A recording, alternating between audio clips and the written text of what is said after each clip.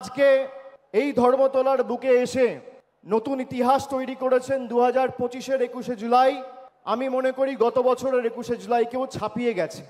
আমি প্রত্যেককে ধন্যবাদ জানাচ্ছি, কৃতজ্ঞতা জানাচ্ছি, এবং এটাই 21শে জুলাইয়ের বৈশিষ্ট্য যে প্রতি বছরের 21শে জুলাই আগের বছরের 21শে জুলাইকে ছাপিয়ে যায়।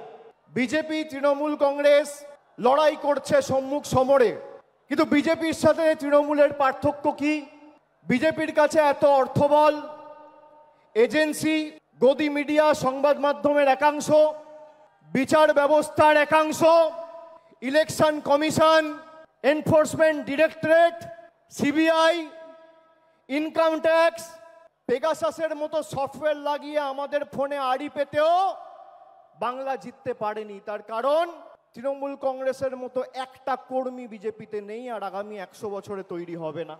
আমাদের নেত্রী এবং আমাদের দলের কর্মী তৃণমূল কংগ্রেসের আসল শক্তি।